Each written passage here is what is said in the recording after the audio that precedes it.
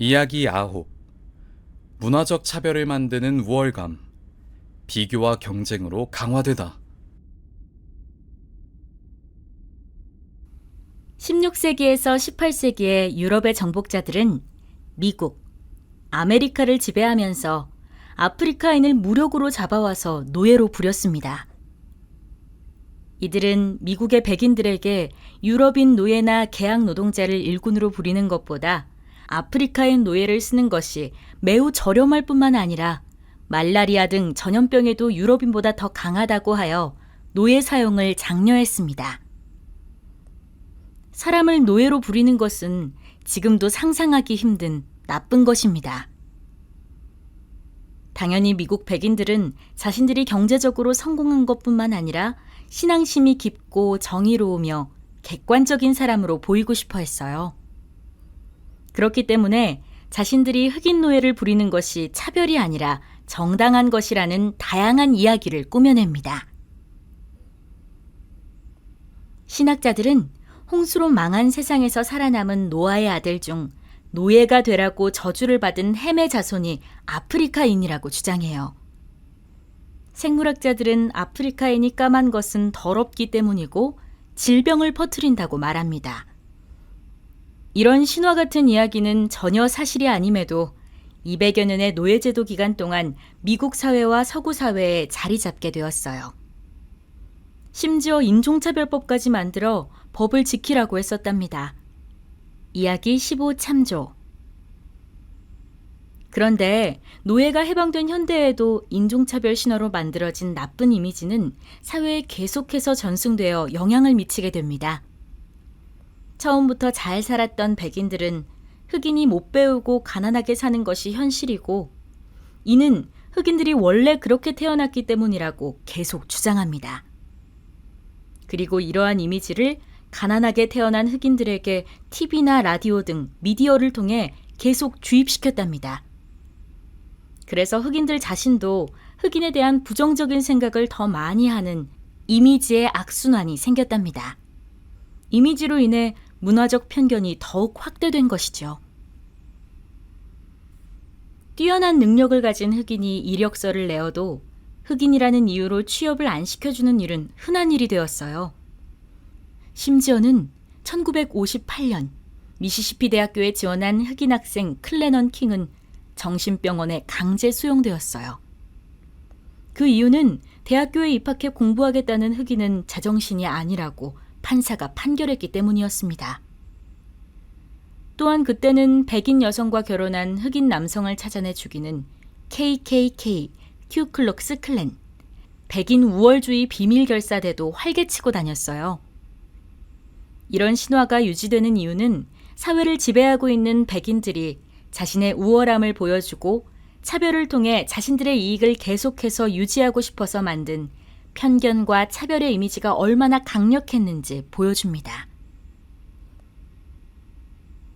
우리나라도 수년 전 부모님의 등을 부러뜨릴 정도로 비싼 옷을 의미하는 등골 브레이커라는 모 의류회사의 패딩이 유행한 적이 있었어요. 심지어 모 의류회사의 옷 가격에 따른 계급도까지 돌았답니다. 그래서 그 패딩을 입은 아이들은 패딩을 입지 않은 아이들을 괴롭히고 왕따시키기까지 했어요. 그러다 보니 가난한 집의 아이들도 부모에게 그 패딩을 사달라고 졸라서 등골 브레이커라는 별명이 붙었답니다.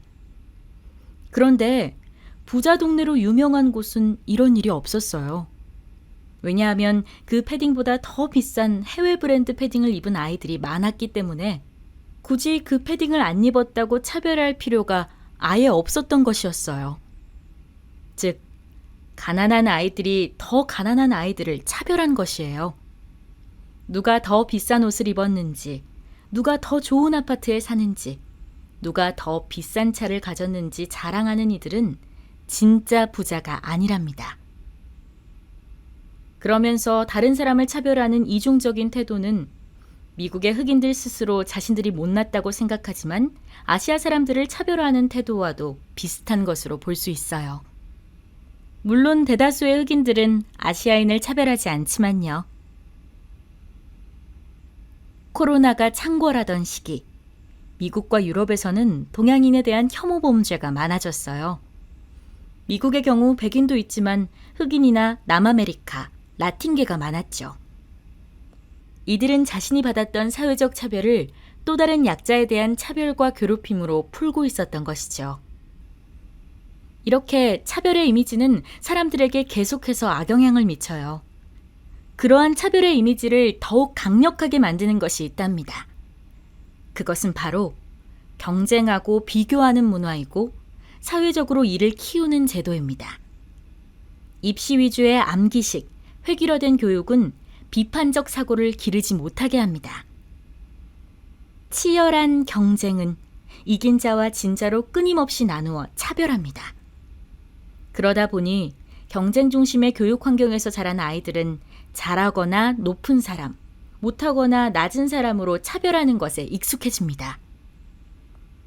등수와 점수로 사람을 평가하는 태도는 어른이 되면 소득의 많고 적음, 아파트 브랜드나 가격, 명품 옷이나 비싼 차를 타는지 여부로 사람을 차별하는 행동으로 쉽게 전이됩니다. 이러한 차별은 사람의 가치를 평가하니 인간의 존엄성이 무너져 내리게 됩니다. 최근에는 인터넷 SNS를 중심으로 문화적 편견과 차별을 더욱 크게 만들어내는 경우가 많아요. 다른 사람을 차별하고 혐오하면 더 자극적으로 느껴지고 열등감이 많은 사람은 그 행위로 우월감을 느끼게 됩니다. 게다가 많은 사람들이 좋아요를 눌러주면 큰 돈을 벌 수 있게 되니 더욱 자극적인 차별 작품을 만들어내는 악순환이 생겨요. 최근에는 이러한 것에 반발하여 인종적 편견이나 혐오를 줄이려는 노력이 많아지고 있습니다. BTS나 블랙핑크, 기생충이나 오징어 게임 등의 멋지고 훌륭한 대중문화예술 작품들이 서구에서 큰 인기를 얻고 동양인이 강한 육체를 가진 모습을 보여주는 피지컬 100 같은 프로그램을 통해 한류는 인종적 편견을 깨는 중요한 역할을 하기도 합니다. 아시아인도 멋지고 훌륭한 예술인이 있다는 것을 보여주었기 때문이에요. 우리가 만나는 이주민에 대한 친절함도 불쌍함으로 나오는 것인지 아니면 사람에 대한 존중으로 인해 나오는 것인지 잘 구별할 필요가 있답니다.